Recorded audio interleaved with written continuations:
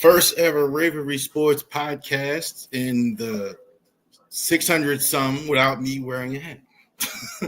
So let's go ahead and try it out. Let's get it going. Thank you very much for joining us. This is the Ravery Sports podcast. Like and subscribe to all of our social media content here on YouTube. Definitely subscribe to the YouTube, Facebook, Twitter, Twitch, LinkedIn, all of our social media platforms. We have it on Spotify. We have it on Rumble. We got all the stuff going. So definitely check us out on all of our social media platforms this week. It's the draft. Pre and post game tomorrow, 7:30 before the draft starts. We're going to go ahead before that on after the game as well. So we're going to be ahead. Definitely check it out after the draft tomorrow. Pre-game and post-game. I'll be doing a little bit of stuff tomorrow. I don't know how much I'll be doing with driving to the top tomorrow, but I'll be in there as well with all the guys there going over the draft tomorrow. Genesis Notary Services /Facebook. So definitely check us out if you are in the Winchester area. Things are picking back up, thank goodness, for the notary business there. I had to take a little break. So definitely had a notary appointment. So definitely, if you are in the Shenandoah Valley area, definitely go ahead and check us out. Genesis Notary Services /Facebook as well. See Charles Harris. We are LegalShield.com. So definitely check that out for us as well. See Charles Harris. We are LegalShield.com. Ravery Sports podcast. Every week. So we do that every Wednesday. Plus, we're going to be doing our interview series. That's going to be resuming this week as well. So we're going to have Big Rich. We're going to go ahead and talk to him this week as well. And don't forget, raverysports.company.site is our website as well. raverysports.company.site. All right. The title of the stream is NFL Mock Draft. This is our last one. The draft is tomorrow. Christmas, Easter, 4th of July. Hallelujah. The draft is here for all of us. It is the biggest day, one of my favorite days of the sports calendar, and I have a lot of good days of the sports calendar. Just had WrestleMania and all that other stuff. So outstanding as well with the NFL Mock Draft. But real quick, wrestling. Rock, inexcusable you not being at the pay-per-view. Come on, man. $30 million they're giving you, show up. All right. Back to the draft, NFL mock draft. The last one that's coming, the draft is tomorrow, the first round. Tomorrow, all weekend, Friday night, and then Saturday, the rounds 4 through 7. Let's take a look at how the round 1 works. Going to go through it a little bit here as well. I think there's a lot of just stuff out there. Now we're really in the bluff season. So there's a lot of stuff out there that just isn't true, that just is out there. A lot of smoke screens and things like that. So that's definitely a lot of stuff that's out there. I didn't say now.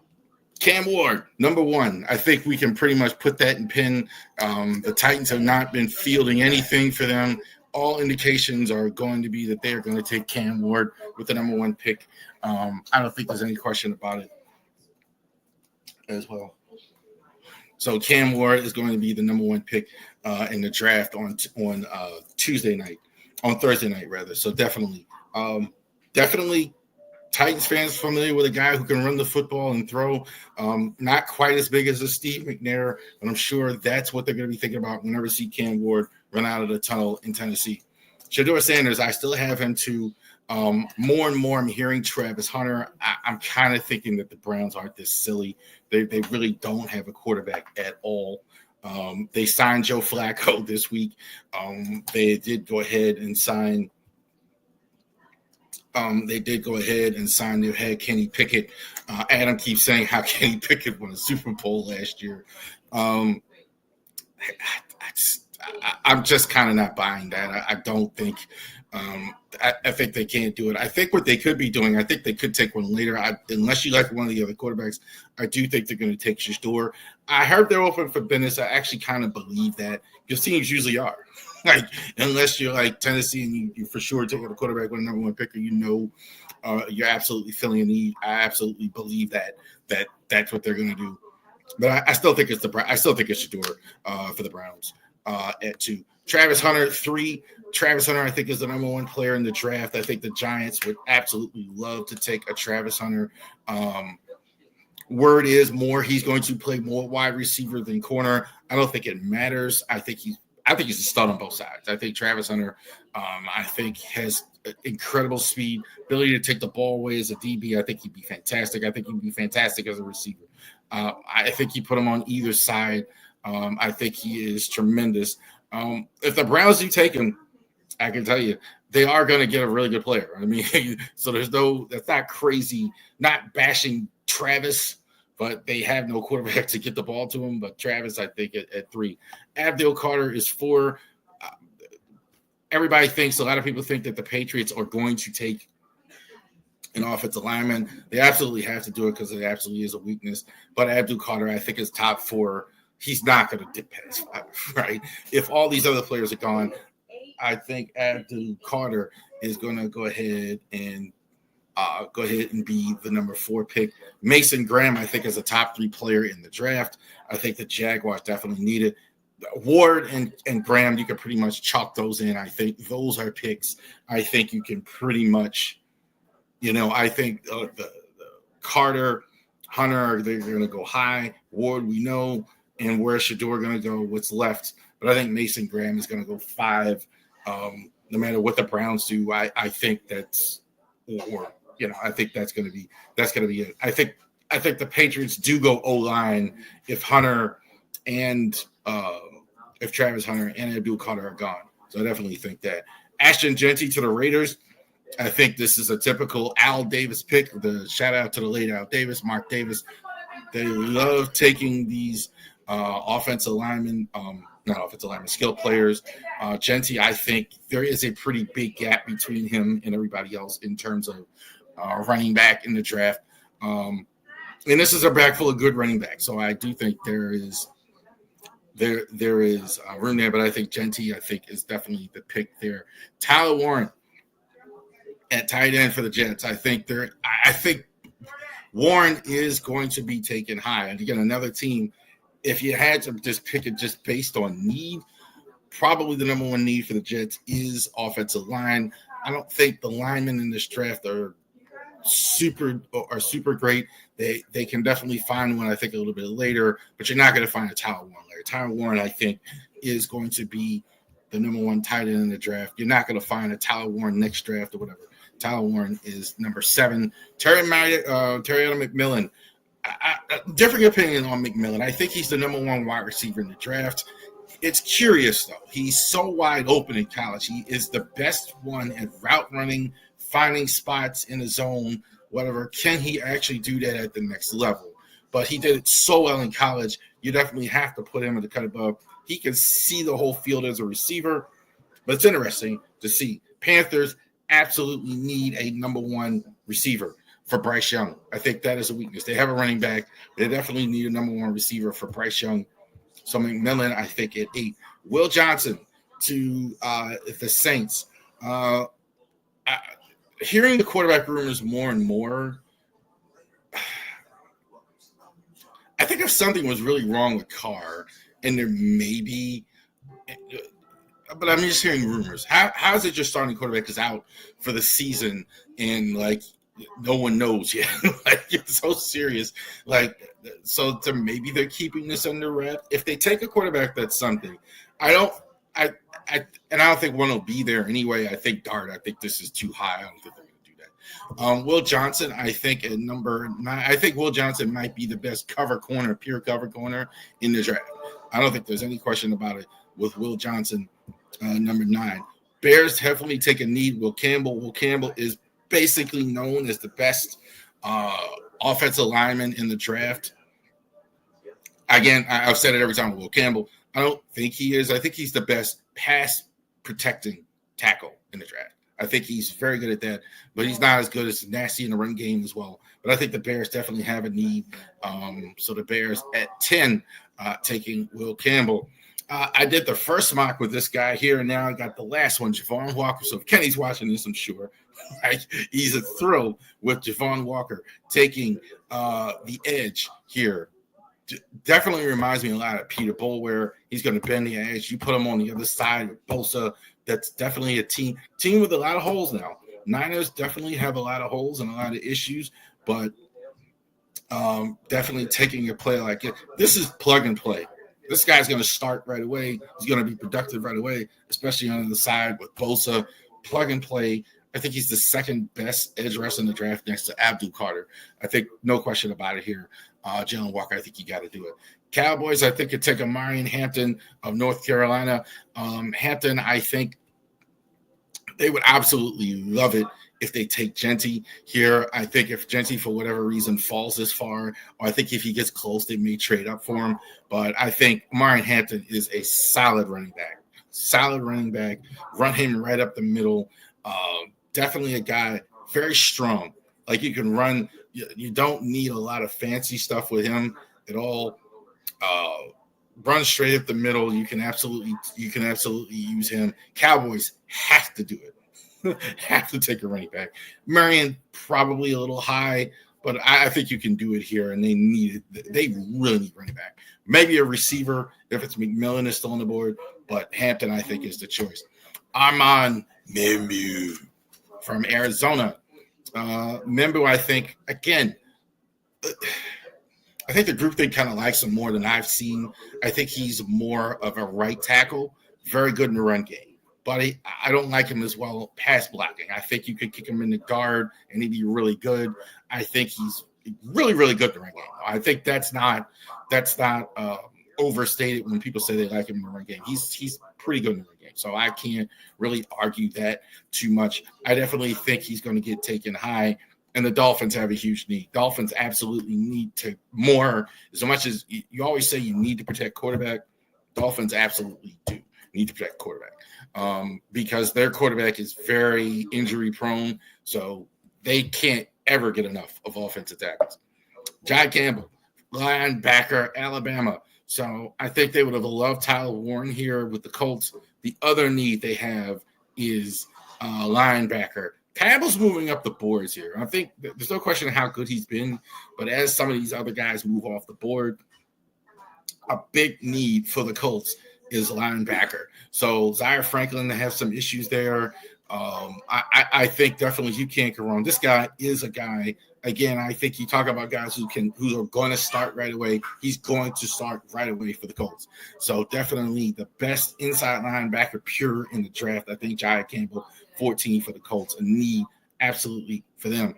Shamar Stewart, the edge for the Falcons. I think I've mocked the Falcons with the edge every time. I absolutely think that they're going to take an edge.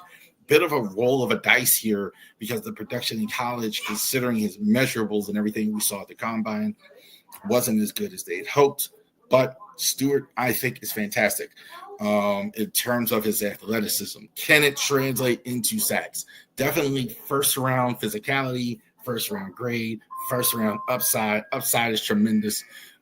Definitely going to a team that needed. He's going to get every opportunity in Atlanta. Here's a guy. Now, measurables aren't as good, but the production on the field was good. Cardinals take Mike Green, edge for Marshall, thundering your herd in West Virginia. For those of you that didn't know, small school guy, very impressive at the Senior Bowl. I really always look at the Senior Bowl as when guys play well. Very, very impressive at the Senior Bowl. as well. Very productive in college. This is the productivity now. So you talk about Stewart, a guy with the production, with the potential, the body type, this is the productivity. So Mike Green, I think, is productive. Issues with Hendry, issues there. Cardinals need a couple things, but I think this is a guy you can take in the middle of first round. Mikael Williams, edge, Georgia. He can stop the run. I think I like him as much as any of the guys I've seen. Maybe not the boom pass rusher right away. I don't know about that. Maybe, but I think definitely stopping the run is definitely a guy. It's definitely a guy who can set the edge. A 3-4 or a team like that really would use him would be good. I think if he plays on the other side of Hendrickson, that'd be your best bet. So you can have Anderson kind of collapse the packet and have this guy kind of set the edge. I think that would be perfect. I think it's a perfect fit for him on the Bengals. Mikael Williams, I definitely think this would be a great pick for the Bengals. Tyler Booker, really like him. Look, going wrong with Alabama offensive lineman doesn't happen very often. So Tyler Booker, I think, is definitely best offensive guard. I think in the draft, I don't think there's anybody else, any other guards, interior guys you take in the first round. Booker is nasty. Booker is going to you're going to put him in the pass game. If your team that throws all the time, you can absolutely use him. You're going to run all the time. You can absolutely use him. Definitely, I think a guy absolutely has the ability to start right away. Tyler Booker. Malachi Starks for the Georgia Bulldogs. Starks, I think, is a class by itself. I see Brian Dawkins might be overstating it, but he has all those tools like a Brian Dawkins. Hits really hard, covers well, has the ability to take the ball away. Yeah, I see all those things with Malachi Starks. Not quite as good last year as he was the year before. A little bit of a drop. Maybe teams also too were not throwing at him, so maybe partially he wasn't productive. But Starks, I think, is the good. There's no question about it. Colston Loveland, tight end for Michigan. Loveland, I'm pretty high on as well. I think like the Broncos definitely need a tight end. They have the histories. We'll talk about former Bronco tight end Shannon Sharp in this pocket. But definitely he's a guy that is downfield. I like him downfield the best out of all the tight ends. He's a guy that's definitely downfield catching the football. So I like Colston Loveland there as well. I got the Steelers doing it. Jackson Dart, quarterback, Ole Miss. We're still winning on air, apparently. Dart, I'm not as high on as some other people. I think like this group after Sanders, the quarterbacks are kind of all lumped together. I don't love his arm talent. I think he kind of reminds me, I kind of put him in Kyle McCoy in the same category. Does a lot of stuff right, but I don't know if the arm is going to get it at the NFL level. I think the difference between him and McCord is he's a more of the prototypical size, etc. That's why I think teams are higher on him. I do think the Steelers do it. Thing is, the Steelers, no second-round pick. So if they are going to take a quarterback, they can't wait, right? So they're going to have to take it in the first round. Matt Golden, I think, the Texas wide receiver, I think, blazing speed. Very good compliment to Ladd McConkey. You get Matt Golden at the one receiver, and you get Ladd McConkey at the other one. So you got a guy who's kind of a possession guy, a slot guy. You can put him over the middle field, McConkey, and you got the burner. You want to take the ball upfield, and you get Matt Golden with his 4.3 speed, some of the best speed at the combine. I think moved him up. Jahdae Barron is my favorite player in the draft. Absolutely, Barron, I think, is a phenomenal defensive player. He's the only reason he's behind. I think in a lot of drafts he'd be the top guy, but Travis Hunter is really good. Will Johnson is really good. I don't think like right away if you put him on Chase and Jefferson man to man, not quite the stud of those other guys, but everything else is there. Takes the ball in the other way. Receivers, I want corners that are going to be the Marcus Peters that are going to take the ball and take it the other way. So Barron, I think the Packers are going to love Jahdae Barron. Absolutely. Kenneth Grant, Michigan, for the Vikings, definitely filling a need, D tackle as well. Vikings, I still can't believe they're going with McCarthy. They're going to go ahead and do that. So they have some food. They got a few holes to fill like this. I mean, they got some work to do. I think getting a player like this is absolutely be a good move. Grant, Chargers might take him. The familiarity with Harbaugh as well. I thought about that, but I think that the Chargers take the receiver and the Vikings go Grant here. Couple more. Josh Simmons, Ohio State tackle. Absolutely need at all cost tackles for Ohio State. There's nothing wrong with that. Simmons, I think, would be higher in the draft had he not had the injury. The injuries concerns, and not just last year. He's had some injury concerns. Talent is absolutely there. That they absolutely need it though. The Texans. I think the Texans they have to take an offensive line. I mean, they were really not on one. Greg Zabel. I had somebody say I misspelled it before, so there you go. So Greg Zabel got there you go. North Dakota State. Another guy. Stock rose big time at the Senior Bowl. Have him at guard, play tackle in North Dakota State. I think he can play tackle. Tackle, I think Zabel, this is the Rams, I think is good for any offensive lineman. I don't think they ask them to do too much there. I love the system that they have. The Rams don't make a lot of mistakes. I think this is a guy who absolutely would fit the Rams system. Sean McVay, one of the better offensive coaches, Greg Zabel. I think they absolutely do it. Ravens, Kelvin Banks. Banks, I think is the best offensive tackle in this draft. Definitely nasty. I know why the league doesn't like him, because when you talk about a left tackle, he's not as good of a pass blocker as you would hope. That's why I think teams are overlooking him. But he's a nasty streak. He pushes people back in the run game. Perfect fit for the Ravens, who like to run the ball all the time with Derrick Henry and Lamar Jackson. You said, well, why is he going to play? He's going to play at guard with the Ravens, at least initially. I think you can put him at guard, but I think the Ravens see him on the board and they take him. I don't think they do that. Defensive tackle for the Ravens, I think, is actually in play. Derek Harmon and Nolan, I think that's definitely got. I don't know how they feel about the tackles, but I definitely think they absolutely need a guy like Banks. I think if he's on the board, they take him. Donovan Azerbu for Boston College. I think defensive end, I think has been defensive line for the Lions. I think every time.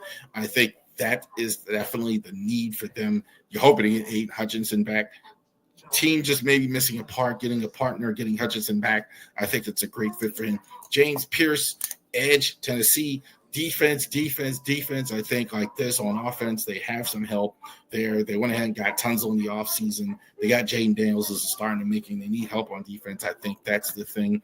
Best player on the board. This is kind of how I look at the Bills. They have a lot there. And look, best player on the board here is Derek Harmon. Is a guy who might be one of the best defensive tackles in the draft. You could argue, I think, either him or Mason Graham. Harmon, I think, is going to go a little bit lower as well, a little bit below Graham, but somebody might take him higher. I think Harmon has that type of talent as well. Big guys, always an Oregon. Speaking of an Oregon, big guy, since you brought it up, Josh Connolly for offensive tackle. Chefs needed tackle. Offensive line issues. The only reason they haven't won in last year is their offensive line. I've mocked them, I think, offensive line. Going to keep mocking them. The last one we're going to do offensive line. He's good with his hands. He's good with his hands. I think he's probably the best pass blocker pure as well. Not as good in the run game, which is why he's lower in the draft. But at 32, Walter Nolan, Ole Miss. Look, Eagles, O-line, D-line all the time. So unless they have a real skill player need sometimes, like which they don't right now. O-line, D-line, Walter Nolan, I think, is the best offensive line, best defensive lineman on the board. They take Nolan in the first round. There you go. The NFL draft. All right, so we're going to go over the Ravens, but one more time, we'll be here 7:30 tomorrow before and after the draft. And I don't know yet if the driving the top is going to be on this channel or not, but Very well could. So we'll go ahead and check that out. So definitely check that out as we go over the draft analysis there as well. We did the whole league first. I don't know if I put that up. Now we're going to do our squad, the Ravens. So the Ravens have 11 picks. They haven't traded them. Will they go ahead and trade Mark Andrews tomorrow? We don't know. Word is maybe rumors Odafe Oweh may be out there as well. Certainly there would be interest in him. So how much would that change the draft with Oweh moving? So we'll see. But the Ravens, this is the last one, the mock draft for the Baltimore Ravens 2025. We just talked about Kelvin Banks.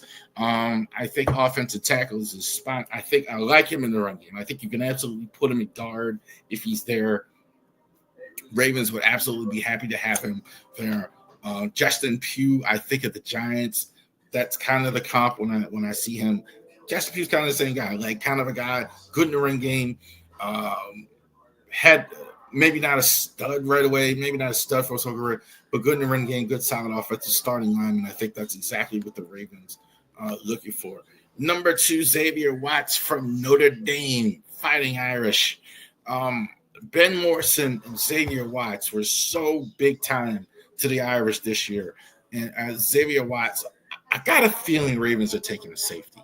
I can't get past what EDC said about drafting a safety, needing help at safety.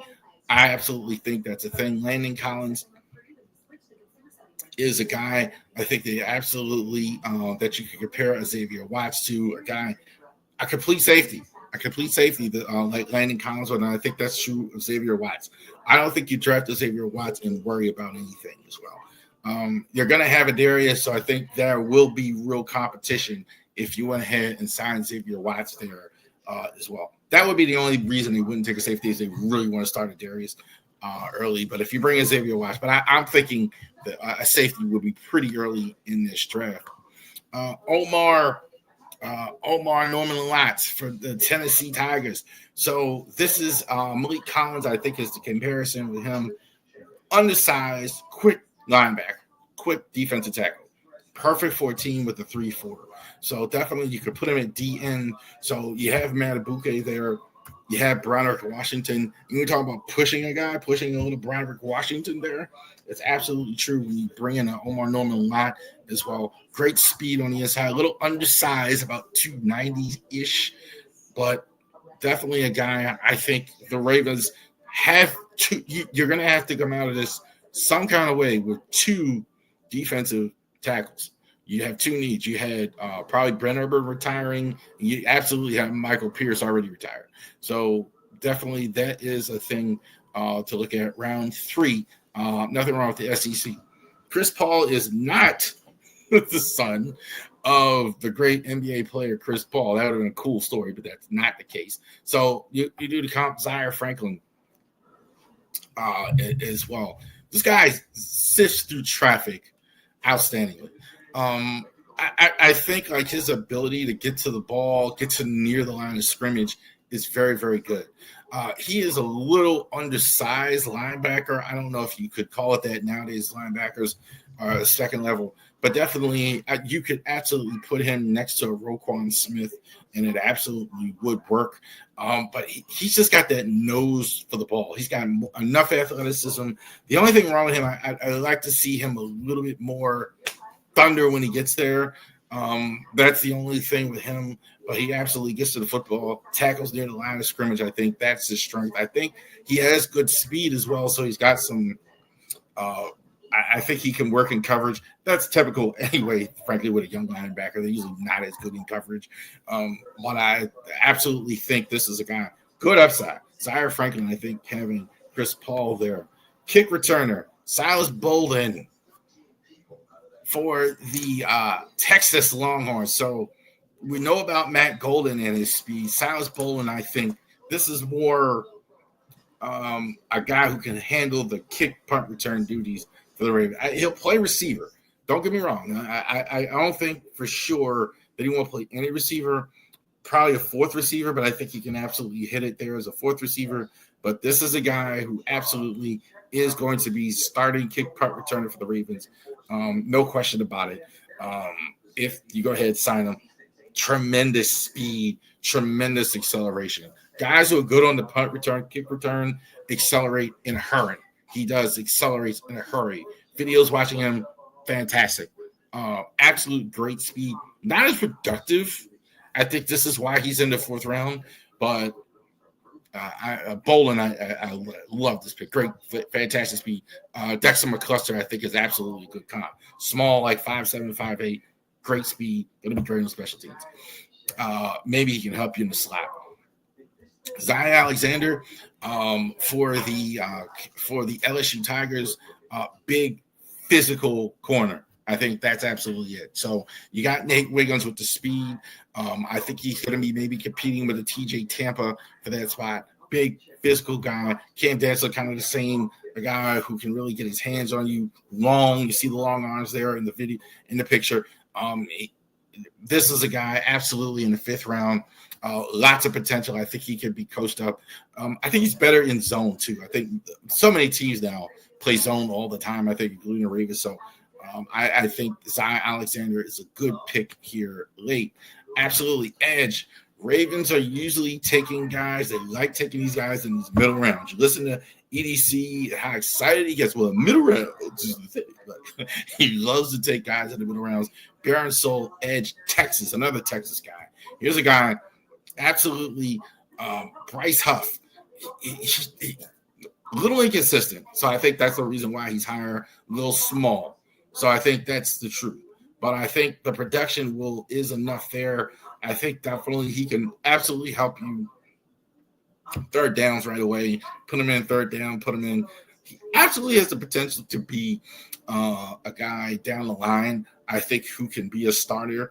You do now possibly issue with Oweh what's going to happen. They're going to have to make a decision here pretty soon. So I'd be shocked if they didn't take a pass rusher in the middle rounds. I'd be very surprised. Luke Kandra for the Cincinnati Bearcats.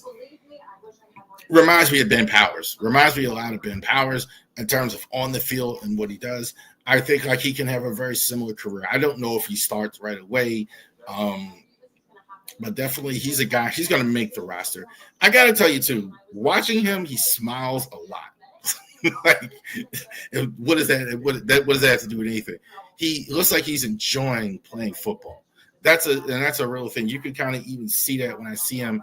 Every time you get a photo of Ben Kandra, Luke Kandra, he's smiling. You see him on the field, he's smiling. You see him he's smiling every time. So he's enjoying the game. I think he's definitely a guy who can develop as a guard.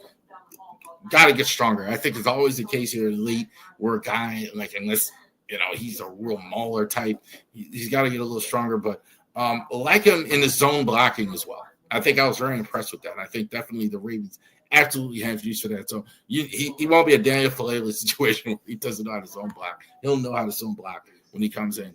Riley Mills from the Notre Dame Irish. So we had Xavier Watts here earlier. Riley Mills as well. This guy reminds me of Brent Irvin. He's wearing the number 99. When I see him, this absolutely can be a replacement for Brent Irvin. We don't know if he's going to come back, but the guy hustle. To me, like I've seen him, the fact that he had productivity, there's all this pressure like in boxing too, more will than skill. That's what this guy is, and I mean that as a compliment. Like, he's technically not refined, not that big, not super quick, but man, he just is in the backfield a lot for a guy with those type of traits. So it reminds me a lot of Brent Over, kind of the same. He'll be great in practice. He'll be great hustling. Riley Mills, I think, played at a big school, used to playing a good competition. Number 6 as well. They're going to need a couple linemen. I can't emphasize that enough. Maybe they only they need at least 2. They decide to carry 6. They may need more than that. I don't know if they do that. They've been carrying 5 linemen here, so we'll see. Upton Stout from the Western Kentucky, I think it's Hilltoppers as well. Fun guy to watch on film. Super small. I think great speed. he's not big. It'll be fascinating to see how he does at the pro level. But he kind of reminds me of when I see not Bro Braid, but Cecily Kane. That's what I was saying about Cecily Kane. Not the size doesn't stop him from getting physical in the run game. And that was also impressive. He's small. He's got quick. He kind of reminds me, I think the high end for him is former Ravens Seahawk Josh Wilson. I think he can handle himself on the outside. I think he's got strength. He's got the ability to go ahead and challenge a guy as well. The height is going to bother him against some corner, against some of the taller guys, the Justin Jefferson types and things like that. There are going to be some coaches that say, well, we got to leave him in the slot all the time. But I tell you, this guy has got a little fight in him in the run game as well. So he's got great speed and physicality. Small, though. I don't know if he's big enough to be an outside corner where you put him on an island. I think that's it. That's why he's back here. And he played at a small school. But potential is absolutely there. And Tyler Loop. I think Justin Tucker is going to be an ex-Raven. Tyler Loop for the Wildcats of Arizona. I think there are about 4 kickers in the draft as well that we really liked. I think Loop, you take it a little bit back here late in the draft, but Loop, I think, is rising or Robbie Gould. I think that there is a comparison as well. I don't know if he has the deep ball that Justin Tucker had, but everything else is there. Going to hit that intermediate. There you go. So there's the draft for the Ravens as well. So definitely check that out here as well. Kicker, I think, is going to go at some point for the Ravens. Defensive lineman, I think you're going to have to see too. Early offensive line, defensive line, that's definitely on par for the Ravens. I definitely think they're going to do that. There's great value there. Also, to corner, you'll see it. And absolutely, we'll go over this tomorrow when we have our draft video. And so absolutely go ahead and check that out. All right. Let's go here a little bit. Let's talk a little bit about NBA playoffs, which are going on right now. So no big surprises yet in the NBA playoffs. When I was looking at some of the games, looking at the bracket as well. Thunder up 2-0. I think the Grizzlies are better than this, even though they'll still get swept. I think they made a mistake firing their coach. So, but the Thunder, I think, are the real deal. I think the Thunder is only a matter of time that they're the best team, I think, in the NBA so far this year. They're the team I like to actually win the whole thing. Nuggets and the Clippers going on in the first round. That series is tied at 1-1. Nuggets, I'm not buying the Clippers, man. I'm not buying the Clippers. Kawhi and Harden miss me. Will they play great? Sure. Will they have some great nights? Sure. Can they beat the Nuggets over 7 games to Nikola Jokic? No. I certainly don't think that's going to happen. Lakers and Timberwolves are 1-1. This series has been the form as I kind of thought. Lakers, I think, are the 2 best players on the court. Anthony Edwards is third. Anthony Edwards some nights can elevate his team and score a lot of points, and they make a team look bad and look like a NBA championship level team. And then the next night, they kind of don't show up. That's kind of what I've seen with the T-Wolves. Not consistent enough on the big stage. Rockets, I'm not as convinced, even though they're the 2 seed. I do like the Warriors in this series. They're up 1-0. They're not. I just don't think they're good. I think they have good coaching.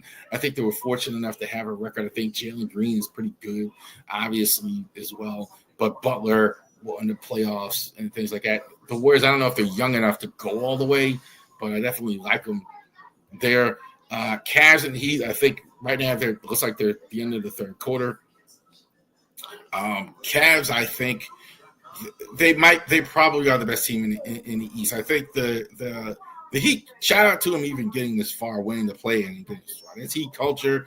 I think, but can the Cavs be on when the lights are brightest? Pacers up 2-0 over the Bucks. That doesn't surprise me. Bucks, I think, are a fraud. Giannis is really good. Lillard's going to score. He's been on and off the court. I don't think they get together. Pacers have been decent all season long. Knicks and Pistons, that's a toss-up. I have no idea what to win because I don't know what to think of the Pistons yet. They haven't really been here. I'm not a real buyer on the Knicks. I think their offense has holes in it. And the Celtics looks like they're handling their business against the Magic right now to go up 2-0.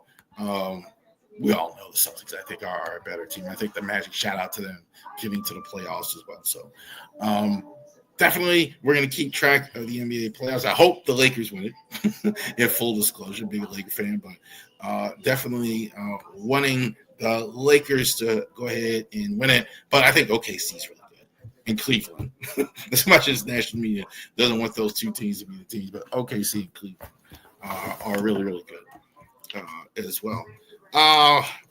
Yeah. Former Raven, Shannon Sharpe. Yeah, man. So apparently I was going to talk about Shannon this week because he had a $100 million deal. Apparently now it's off the table. I kind of assume that's reported that maybe he's not signing that now. But apparently Shannon Sharpe has been a $50 million lawsuit where somebody is accusing him. He's a young lady, very young lady, accusing him of rape. We'll just say that as well. So this is not a criminal case, but this is a civil case, and they're suing for $50 million. Shannon Sharpe has made a video to defend himself, saying that it wasn't him to do that. I'm not going to show the video. I'm not going to go there as well. Shannon is saying, defending himself. I think that's always a sign to if a guy thinks he's innocent or maybe innocent, that he comes right out and starts defending himself. Any lawyer would tell you not to say anything for sure. Don't tell anybody anything. But the fact that he's coming out defending himself, that's it. Interesting Stephen A's video on Shannon Sharpe talking about it. I'll say this. I don't know if this is true or not. I saw my man E-Man talk about this, Average Joe talk about this the other night. I thought he articulated this very well.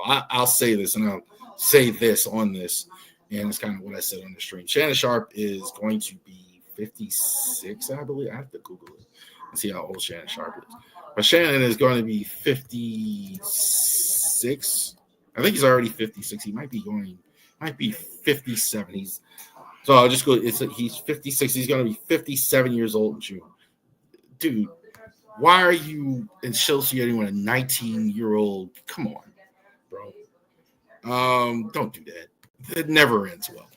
So many of these guys, older guys, think you're cool by associating with this girl 19, 20, and they think that it doesn't end well. Sinbad made the joke a long time ago. Sinbad was an outstanding comedian. For those you don't know, it was on Different World and things like that. And he would see people and if men he knew in their 50s and they're dating this girl 20 and they're bragging to him. He's like, well, she's in love with me. Man, she wants your house. You're 50-something years old. You're 20. What do you think she wants? And that's for sure what he's guilty of. So I don't know how this is going to turn out, but it may have already cost him a whole lot of money. It's certainly going to cost him a lot of legal fees. So, yeah. So Shannon, we'll definitely keep our eye on that. What's going on with former Raven Shannon Sharpe? There. Let's do a little baseball. The tears. A little early for the tears, but we're going to go over it because we've had some weird stuff happen early. Like teams in places, including the Orioles, have really struggled that aren't usually there. So we'll definitely go over that as well with the MLB tiers. Let's see. So these are the teams right now, even though it's April, these are the elite teams right now. So these are the teams right now, I think, World Series level teams. Yankees, Padres, Dodgers, Guardians, Diamondbacks, Mets. Yeah, Aaron Judge, by the way, is good at baseball. He's hitting over 400. He's got 7 home runs already. He's back in his right, and he's in his proper spot in the field. He's in right field. So I think that's it. Max Fried and Rodon have been great at the start for them. So I think there's enough there. A little bit worried about Williams and the closer. It hasn't been great there so far, but that's a concern as well. Padres, I think, are there. Padres, I think, maybe it's a little too quick to throw dirt on the Padres. We'll see. I think we know how good Tatis is for them. Manny Machado is still there. The pitching is not bad. I think also to Suarez, I think, is leading the league in saved. So they've had good relief pitching and good starters as well. Padres, I think you're going to put there. Dodgers, we know. They got everybody, even with all their injuries as well. Freddie Freeman, Ohtani, etc. Betts, Edmund has gone off to a good start. Their pitching, I think the Dodgers, are absolutely. There's no way they're falling out. No way the Dodgers, they'll fall out of the elite. The Guardians, I'm going to leave there as well. Kwan and Ramirez, I think, are fantastic. I think they're very underrated, by the way. I don't think people talk about how good Steve Kwan and good Jose Ramirez is. Well, Kyle Mazzado has 7 home runs at the start. So I think that if they can get some more offensive help, I think that really puts them there. I think Class A struggled here to start. It's a little bit of a concern, but I think K. Smith is outstanding. So we'll see with him there. Guardian D-backs, I think pitching, I don't think has been good as they had hoped, but I'm not too concerned about their pitching. Burns, I think, will get it together. I think that's just a matter of that. I'm still going to leave them there. And the Mets have been fantastic, even with Soto not going off to the blazing start. He's not going to be great all the time. But I think the Mets are there as well. Playoff contender, Cubs, Giants, Tigers, Rangers, Brewers, Red Sox. Cubs, I think, are right there. They're probably the best team in that division. They're starting pitching. Steele, I think, is going to be out for a while, so that's bad news. It looks like they're going to sign the long-term extension of Kyle Tucker, so we're going to see how that goes. Giants are much better so far than what we think. Good start, at least. I think that's required for a team there as well. We'll see, but not everybody. It's going to be a tough division, though. But I think I got to put them in a good category the way they've started. Tigers, I think, are right there at the start. Their rotation is really good. Tarek Subal, Reese Olson, Jack Flaherty, Casey Mize, I think, is kind of going to took a start for them. And Spencer Torkelson has finally looked like the guy they all hope for so far. So I think if there's a concern, it's that they're not going to have off offense if they've kind of had it. Rangers, we know, are good. I mean, they're bordering on elite. They won it a few years ago. Tyler Mahe has been really good at the start as well. And they have had Jacob deGrom in there. Evaldi has been good. Wyatt Langford, I think, has given them reason for optimism here at the start. Brewers, I think, are there as well. I think it's going to be 2 to the post, them and the Cubs as well in that division. We'll see about that. They have, I think, offensively, I think this might be a better group than they're used to seeing as well. Both Sox, I think, Devers, I think, has kind of had a bit of a slow start, but their pitching has been good. Crochet has been terrific for them. This is exactly what they hoped for, getting them off a bad team, getting them on a good team. They're finally getting production from Trevor Story, so good for them. So they're getting it from Trevor Story. So that's actually good as well. Decent teams. Royals, Reds, Angels, Mariners, Blue Jays, Astros. Royals, I think they're going to get better. They haven't been great here so far. Their offense has been decent. Witt, Perez, Pasquito, India, Arias, their pitchers haven't been great here. A little bit, not great, but not bad. I think that they got to even that out to get the possibly in the playoffs. The Angels, Mike Trout is good. They'll be good. Like it's look like this. If they can get a whole season of what they've been getting from Mike Trout lately, they're going to go ahead and get into they have a possibility of getting in the playoffs and possibility of being decent. The Blue Jays, I think, are really good as well. They haven't had great starts from a lot of people. I think Springer has been good for them, and Hoffman, Santander, kind of a bit of a slow start. We'll see.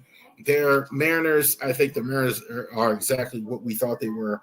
To quote Dennis Green, Cal Raleigh's been really good as far as the offensive production. I'd like to again, Julio Rodriguez, slow start. Let's start seeing a little bit more from him. The rotation is decent. We know that. So the only thing with them is can they get enough offense? The Astros, I think, are missing like half a step, having Altuve in right field. I still don't know why they're doing that. They've kind of been, again, what they thought they were. Possible playoff team, decent, I think, missing half a step. Astros, I think, are there. I'm being nice and putting the Orioles in this category. Their pitching has been awful. Awful. We'll get to that in the report, so I won't spend too much time on the Orioles. But the pitching has been awful. There is some hope their offense is going to turn around because they still have really good offensive players. Even in this category as well, the Cardinals are here. This is kind of a nod again to the organization, but man, they're not. I think they're kind of losing the way a bit. They kind of don't know where they want to go. Nats, I think, are building. Are they winning right now? Nats, I think, are building in the right direction. They could be higher during the season if they, depending on how they do. Nats did win tonight. It looks like so. Bad news for the Nats. Braves, I think, are kind of the same. Pitching hasn't been great for them. Marlins and A's, the circumstances are making it tough. They're fighting, but it's going to be difficult. Not going to spend too much time in the last category. These teams haven't been any good. White Sox, four down. No, yeah, there's nothing here. I do think the Pirates of any of this group. Let's go over Rays, Rockets, Rays, Twins, Red Sox, Marlins. I think not the Marlins. I think I put that in the wrong graphic.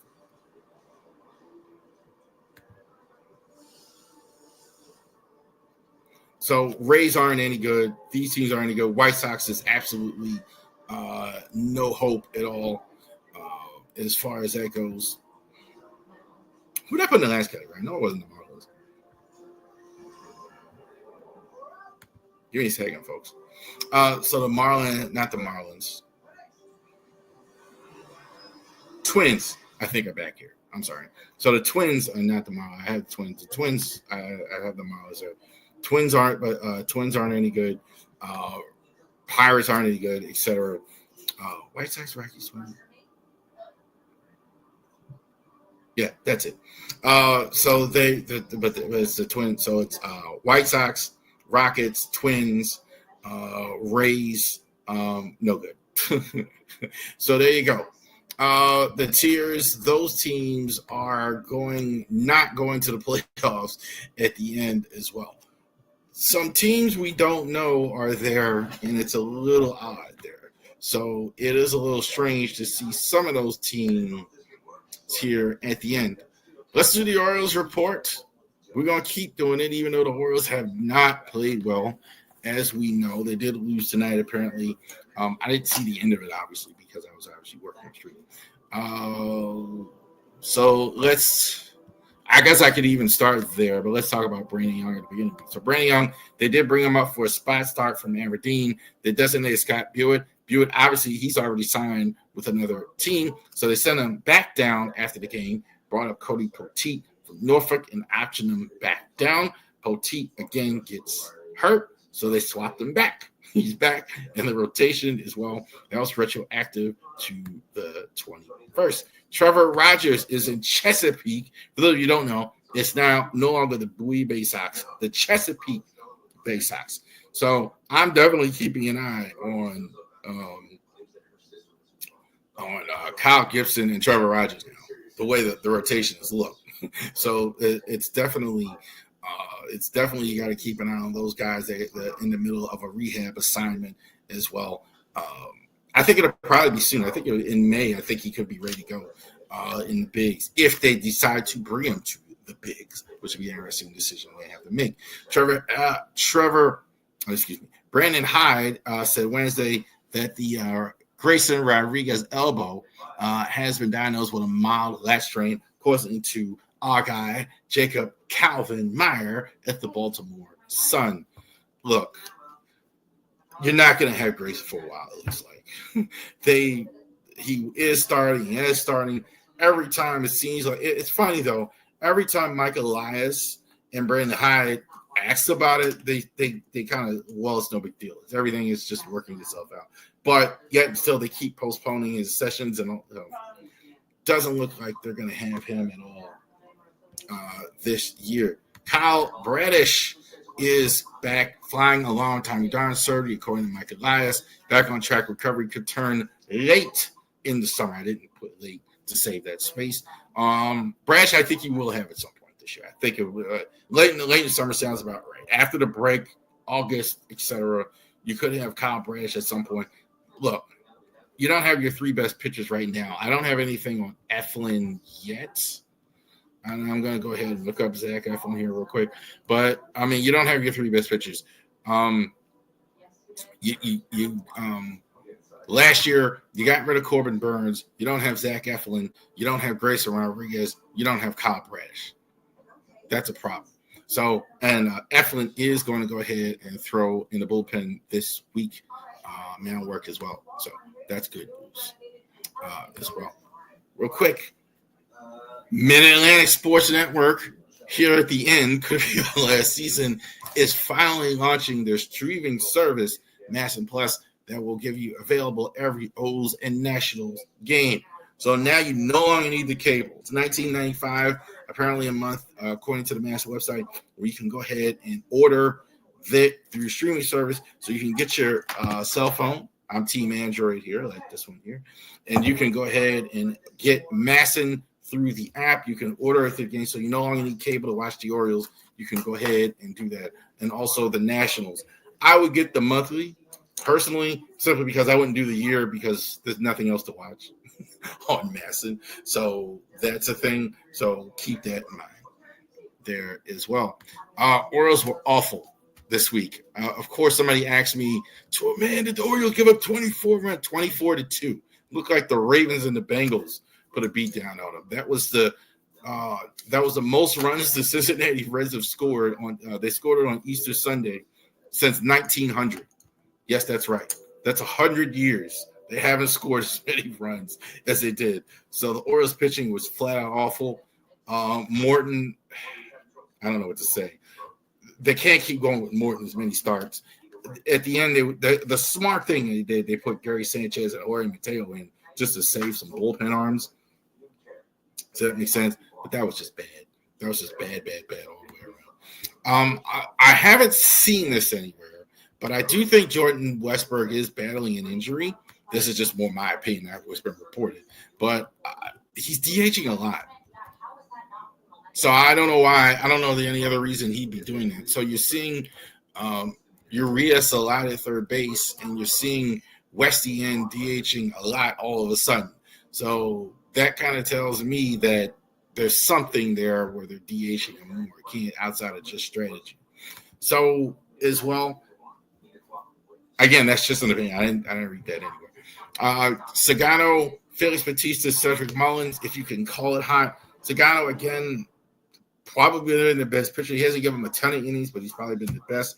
Felix has been good, but they haven't really used the closer much because you haven't won much. And Cedric, I think, has been fantastic all season long. So definitely put him in that category as well. Charlie Morton. Charlie Morton is been awful. Jorge Mateo has been awful. Kiliano Perez has been awful. Enough said. I don't know what else to say at this point about those guys. So I just haven't been any good. And this week, I'm going to go ahead and give the player to week to our man, Ryan O'Hearn. O'Hearn, I think, has been fantastic for the Orioles. I think he's been a solid hitter. They've even had to put him in the outfield with all the injuries. Have a good draft, guys. We will see you tomorrow. Thank you very much, and you'll have a great rest of your day.